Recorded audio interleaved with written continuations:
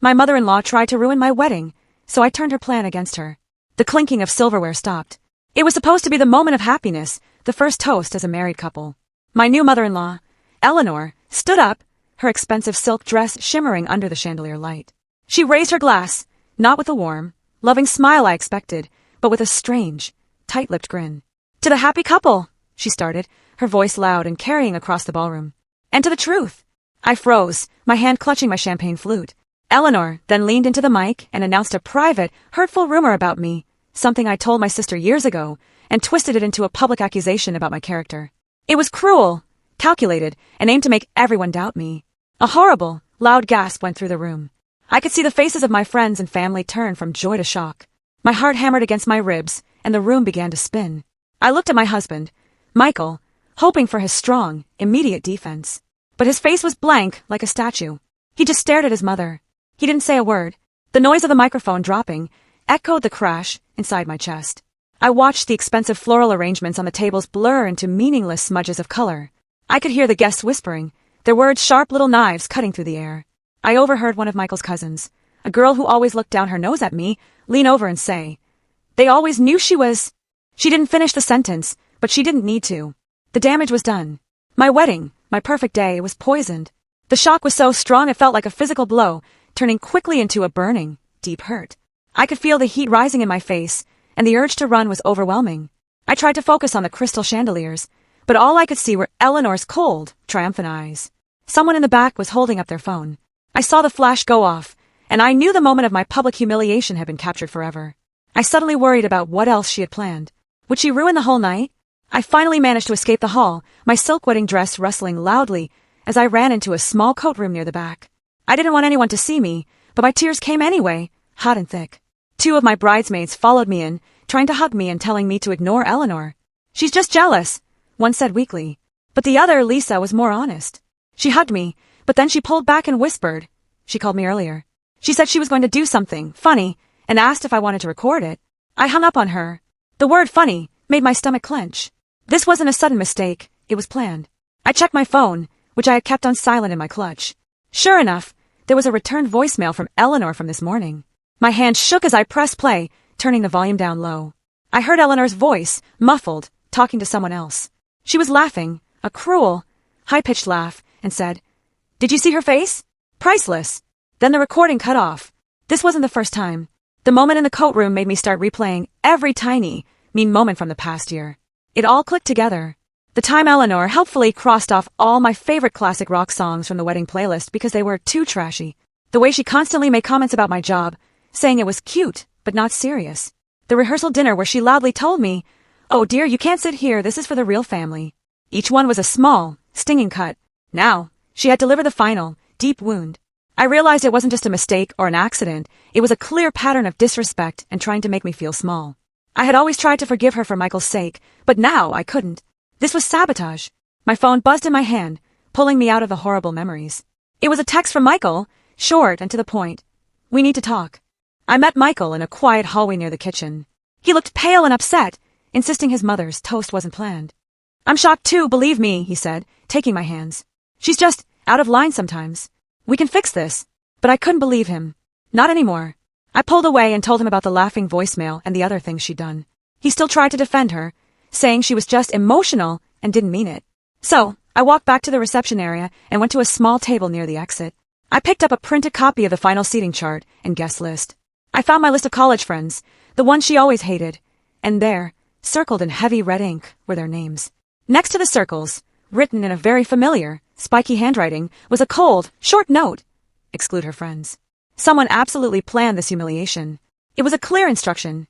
I felt sick looking at the handwriting. It looked like Eleanor's, but I needed to be sure. I noticed a tiny, almost hidden link printed in the margin of the paper. I quickly typed it into my phone's browser. The link led to a public social media post by Eleanor, posted just minutes before the toast. It wasn't a direct attack, but something much worse.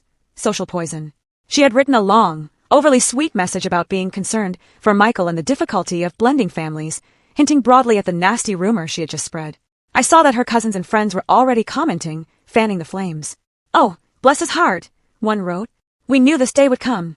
I watched, horrified as my reputation, which I had worked hard to build, started twisting online between the ceremonies. The wedding was still happening, but my public image was already being destroyed. The joy of the day was being replaced by a digital lynch mob. Then I saw it. A beautiful photo of Michael and me from the ceremony, posted by one of her family accounts, had been covered in malicious comments.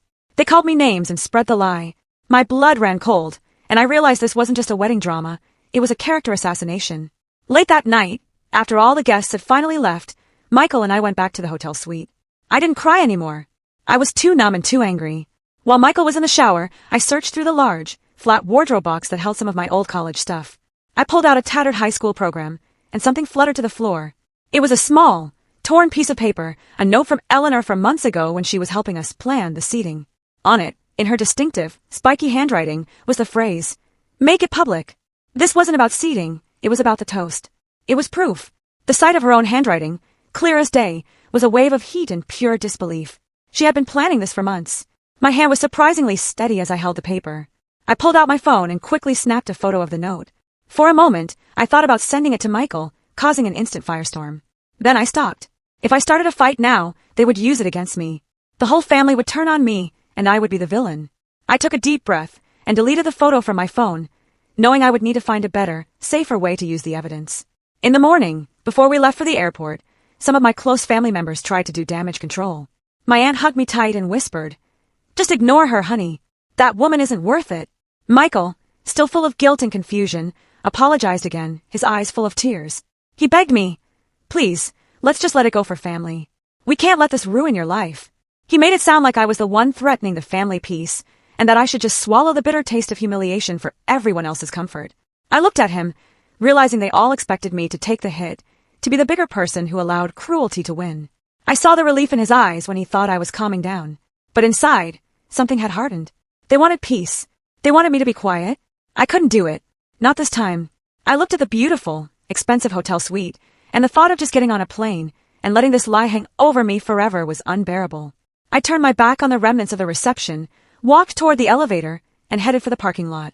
Sitting in the rental car, driving away from the beautiful mansion, I felt the years of being belittled by Eleanor wash over me.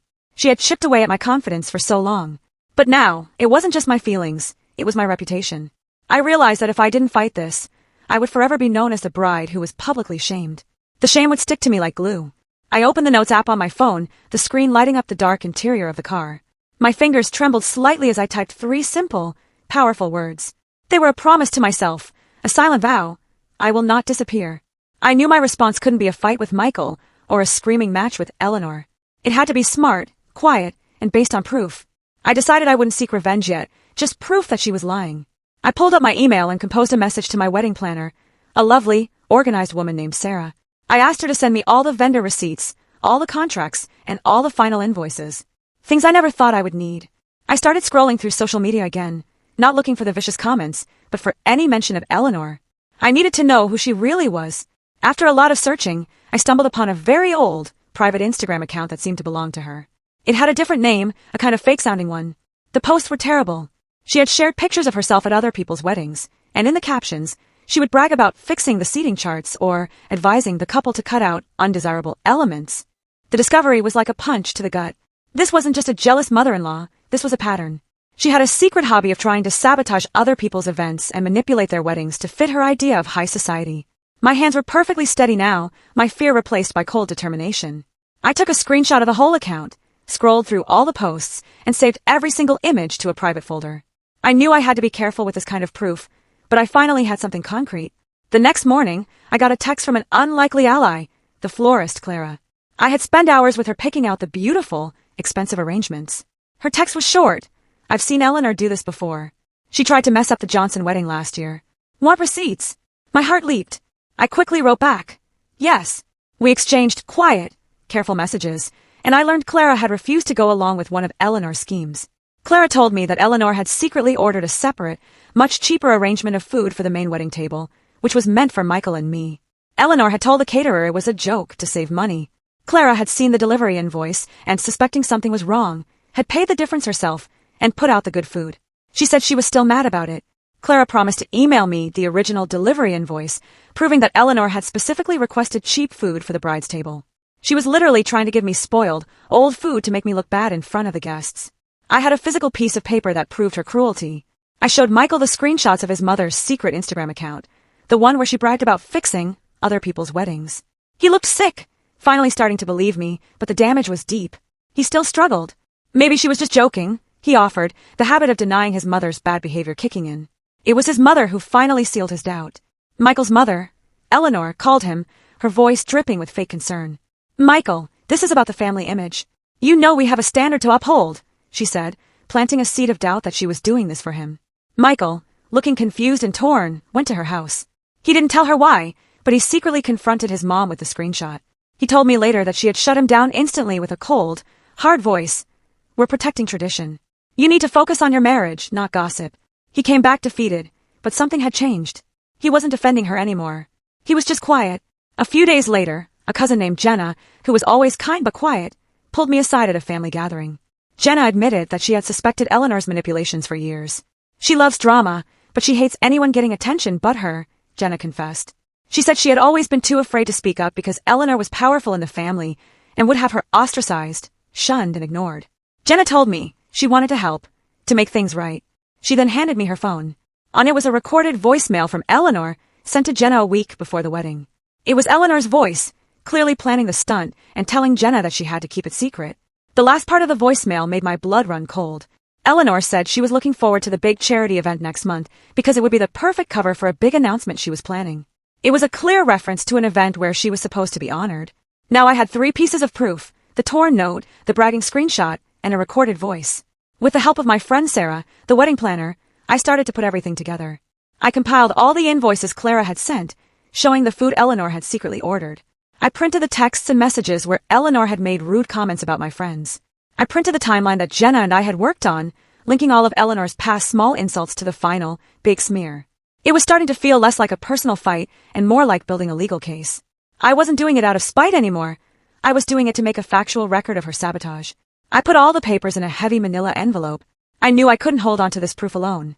It needed to be safe. I walked to the post office and emailed the entire packet of documents to my oldest, most trusted friend, Mark, who worked in media in a different city. I knew Mark would know what to do if things got ugly, and he was someone who knew how to handle public stories.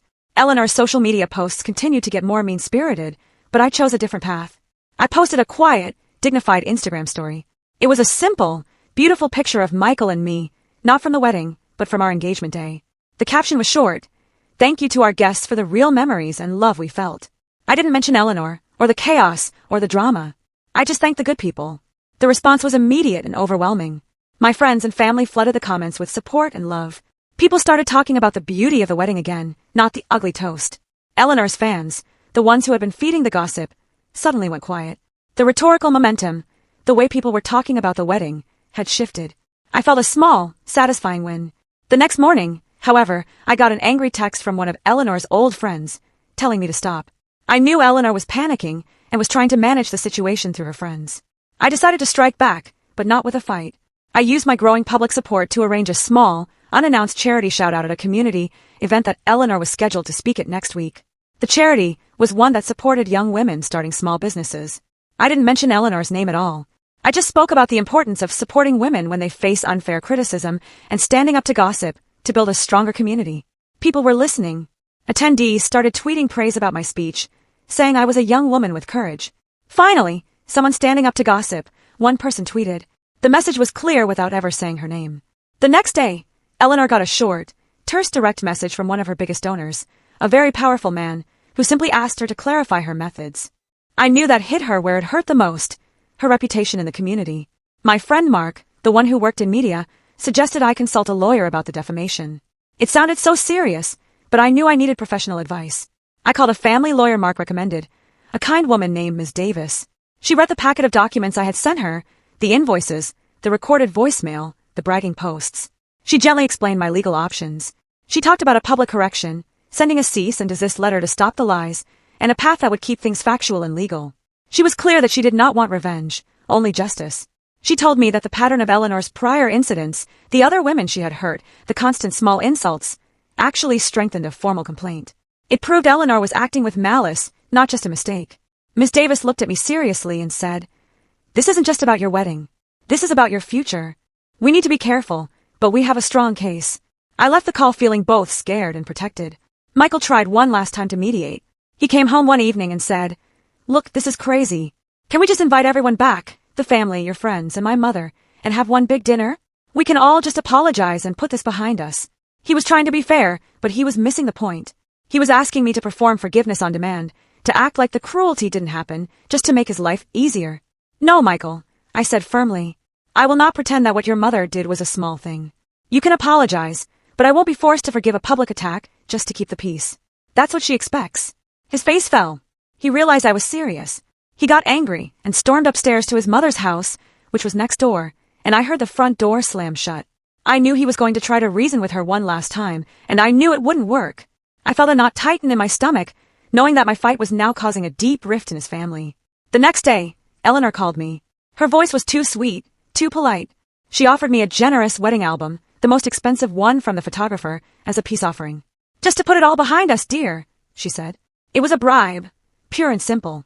She was trying to buy my silence and my forgiveness. I saw her at a community lunch later that day, and I walked right up to her table. In a clear, calm voice, I said, "Thank you for the offer of the album, Eleanor. But I must refuse. I do not need a picture book to forget what happened." I then walked away. My public refusal was seen by many people, and it went viral among my friends and people who had heard the gossip. They saw it as principled. They saw me as standing up to her power. That refusal seemed to shake something in Eleanor's own circle. A few hours later, I received a frantic, worried message from one of her old friends. The friend said Eleanor was going too far and was worried about her reputation. A few days later, I received a message from a woman named Chloe. Chloe told me that she had been reading the gossip online, and something sounded very familiar. Chloe was a former acquaintance who had been engaged the year before, and her engagement had suddenly ended. We met for coffee, and she told me that Eleanor had worked her way into her wedding planning, too. Eleanor had secretly told Chloe's fiancé a terrible, fabricated lie about Chloe's past, completely sabotaging her engagement. Chloe had lost everything. We sat there, two strangers, comparing notes, and the pattern was undeniable. Eleanor was a menace. Chloe had never understood why her fiancé suddenly turned on her. Now she knew. We realized we had to go public together, showing that this wasn't just a family squabble, but a pattern of malicious character assassination against young women. We decided to be each other's witness, but we knew we had to wait for the perfect time. The time had come to set the trap. Eleanor's big charity gala was next week, the one where she was supposed to be honored. She was using it as a shield to prove she was a good person. I decided to use it as my stage. I quietly scheduled a small thank you speech for supporters at the same event. I framed it as a moment of gratitude for the people who had stood by me, but my real goal was to hold the stage and the microphone. I also filed a press release with a few local community reporters. The release was vague but hinted at a dangerous pattern of character sabotage and the importance of supporting victims of gossip without naming Eleanor. I had all the proof, the voice recordings, the invoices, Chloe's testimony. I was ready. The reporters were very intrigued and started asking me for more details. They knew a story was coming. I needed my public attack to be perfect, composed, factual, and impossible to argue against. I hired Mark, my friend who worked in PR, to prepare a precise, non-vitriolic statement. He was very clear. No emotion, no name-calling. Just state the facts and show the proof. We worked together on a statement that exposed Eleanor's pattern of sabotage but stuck to the evidence. The goal wasn't to destroy her, it was to let her destroy herself with her own actions. Mark recommended a public reveal, with video evidence, and we timed it perfectly for the peak of her charity gala. The day of the gala, I knew I would be walking into a lion's den, but I felt strangely calm. I was no longer the humiliated bride. I was the woman with the evidence. My strategy was to let the evidence speak first. I sent an anonymous package to a trusted community reporter named Dave. The package contained Clara's delivery invoices, showing the cheap food order, and the recorded voicemail from Jenna's phone. Eleanor planning the humiliation and laughing. Dave, the reporter, was immediately intrigued but needed an on-the-record source. He called me and said, "This is explosive, but I need a public source to corroborate. Can you confirm the audio?" I told him I would give him the confirmation he needed on the night of the gala. He knew what that meant. I was going to use the gala stage for the final reveal. I had leaked just enough information to make the press hungry for the story, and I knew the final public reveal would be explosive. The clock was ticking, and I felt a nervous excitement. The day before the gala, I drove past the wedding venue one last time. I sat in the car, remembering the crushing feeling of hurt I had felt when Eleanor delivered her mean toast. I remembered the tears and the shame. I wasn't doing this to gloat. I was doing this to get my reputation back and to protect other women. I vowed to be fair, not cruel in my response. I would present the facts and let the community judge her. I called all my key allies, Clara, Jenna, Chloe, and Miss Davis, and told them, Start the clock for Monday. Tonight, I take my life back. That evening, Michael and I were quiet. He knew something was coming. He could feel the tension in the air. Meanwhile, Eleanor called her friends, telling them she was going to handle me once and for all at the charity event tomorrow. She thought she was still in control. She was about to be terribly wrong. The night of the charity gala arrived. The ballroom was stunning, full of all the powerful people in the community, including Eleanor, who was sitting at the main table, smiling her usual tight, fake smile. I walked onto the stage as planned, introduced as a supporter of the charity. I thanked the donors gently, my voice calm and clear. Then I turned to the MC, a kind man who knew I was working with the board, and said, "I have one more piece of gratitude I'd like to share, a look behind the scenes." I gently asked him to cue the slideshow. The screens around the room, which had been showing the charity's mission, suddenly popped to life. The first image was Clara's invoice, clearly showing the cheap food order from Eleanor for the bride's table, with the special instructions to keep it secret. The crowd gasped. The noise was loud and immediate. Eleanor's face, visible from the stage, was the first thing I noticed. It went from a confident smile to utter horror. My heart pounded, but my voice remained steady as I explained the invoice. Then I said, "I have one final piece of evidence of a kind of generosity Eleanor believes in." I gave the nod to the sound technician. Over the main PA system, for the entire room to hear, the reporter's recorded voicemail of Eleanor planning the humiliation played. You could hear her voice, clear and loud, plotting the stunt, and then laughing about it afterward. The room went silent. You could literally hear a pin drop. The silence was thick, heavy, and full of shock. Eleanor, who was still trying to stand up and shout, stopped moving. Her face completely drained of color. She looked like a ghost. I knew that the sound of her cruel, mocking laugh was now her public verdict. People immediately pulled out their cell phones. They started recording the audio and the silent, shocked crowd. The sound clip instantly began circulating online. The tension in the room was almost unbearable. I continued the slideshow. The next few slides were the pieces of evidence I had collected, the torn note with her handwriting saying, "Make it public," and the screenshots from her private, bragging Instagram account. The slideshow revealed a pattern of prior incidents showing her past attempts to sabotage Chloe and other women. People in the audience started to murmur loudly. They looked at each other, realizing this was not a mistake, it was her life's work. The powerful donors at the main tables started shifting uncomfortably in their seats. I watched as a major donor, a man who always supported Eleanor, leaned over to the gala organizer and whispered, "We can't be associated with this kind of behavior." Not anymore. Eleanor was surrounded by the proof of her own cruelty, and the silence in the room was louder than any shout. I didn't stop there. I needed the community to understand this wasn't just about me. I looked out into the stunned crowd, found Chloe and said, "I want to invite one more guest to share a small truth." I calmly invited Chloe onto the stage. Chloe, looking nervous but determined, walked up to the microphone. She shared her story, how Eleanor had destroyed her engagement with a terrible, fabricated lie. Chloe spoke with such honesty, such raw pain, that her courage landed like a physical punch to the room. People were shaking their heads in disbelief and pity. It was proof that Eleanor had a history of hurting innocent women. The event organizer, a friend of Eleanor's, couldn't handle the scandal. She quickly walked over to Eleanor's table and politely but firmly told her to step outside for a private word. Eleanor, utterly defeated, quietly left the ballroom, her silk dress no longer shimmering, but looking dull and heavy. 29 As Eleanor was being escorted out, the room exploded. Cell phones lit up everywhere, the flashes creating a chaotic, sudden storm. Clips of the voicemail and Chloe's testimony spread instantly. Hashtags like #JusticeForChloe and #EleanorExposed started to trend locally and then nationally. Eleanor's carefully constructed image as the matron of the community and the champion of tradition tumbled down completely. The truth, in the form of a recorded voice and simple invoices, had destroyed her reputation in minutes.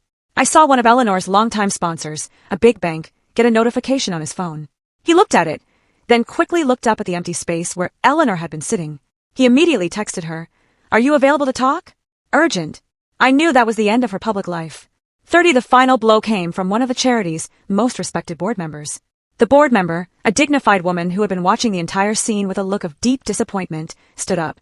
She walked to the stage and announced that the board would be conducting an internal review of Eleanor's conduct.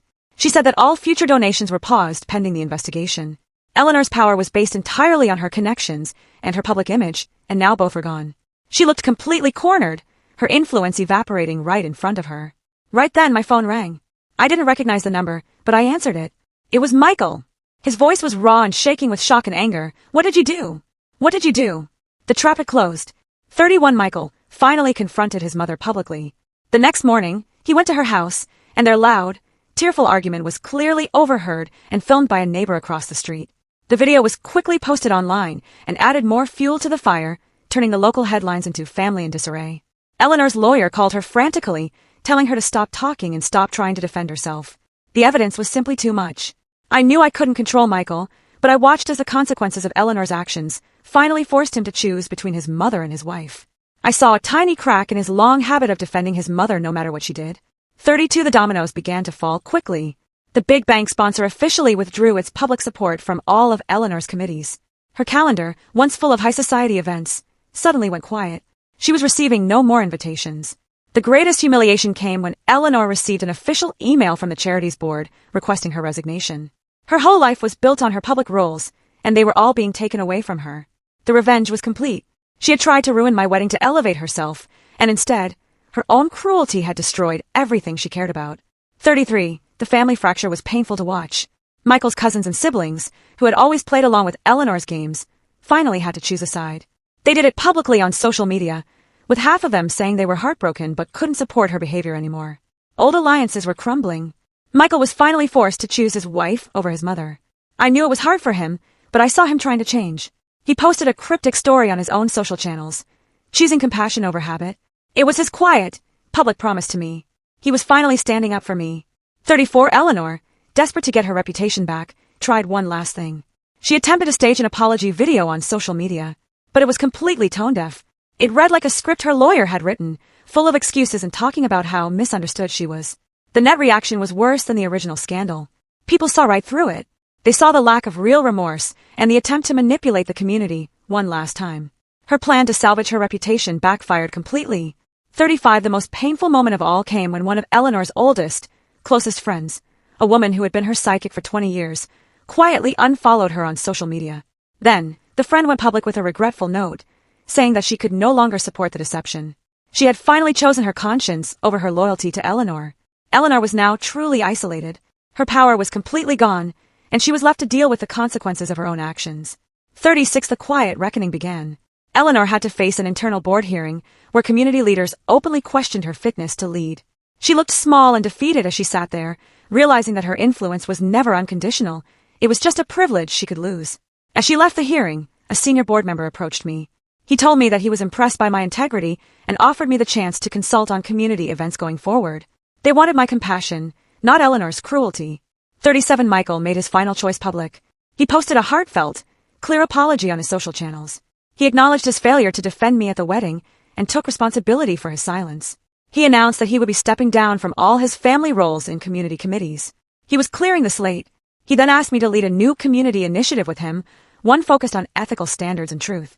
It was his way of choosing to build a new life with me, separate from his mother's shadow. 38 I accepted the new role. I began advising local charities, not for revenge, but for the sake of healing the community. I created a panel where I invited Chloe and the other brides Eleanor had hurt to join me. We spoke about the importance of being kind and standing up against gossip. The first event sold out immediately, but for the right reasons: empathy and a desire for a kinder community, not spectacle or drama. We were building something real and good from the ashes of the scandal. 39 Eleanor tried to rebuild privately, but she was completely isolated. She made no demands, and I refused to gloat. I simply set firm boundaries. No forced family events, and no public absolution from me. I was not going to give her a chance to manipulate me again. Then, a handwritten letter arrived at my door. It was short, with an ambiguous tone. I opened the letter in private. It contained a short, almost humble apology, with no excuses. It was simply the truth, finally. I sat with the complicated feelings, the lack of hatred, the lack of forgiveness, but the quiet satisfaction of justice. I did not immediately forgive her. 40 I filed the letter away in my study, a final piece of evidence of a war that was over. I had won, but not with cruelty. I had won with the truth. That evening, Michael and I were laughing with Chloe and Jenna at a small, intimate celebration. Michael was by my side, and the community was better informed and kinder. We were building a better life. I looked at the table full of real friends and allies, and I had my final voiceover thought. You tried to erase me from your table. You wanted me to disappear. Instead, I built a new one. The guest list is compassion, not cruelty, and the seat for the truth will always be full. Fade out. If you like this story and want to read more true revenge tales where people stand up to bullies, please like this video, subscribe to the channel, and share your impressions of this story in the comments.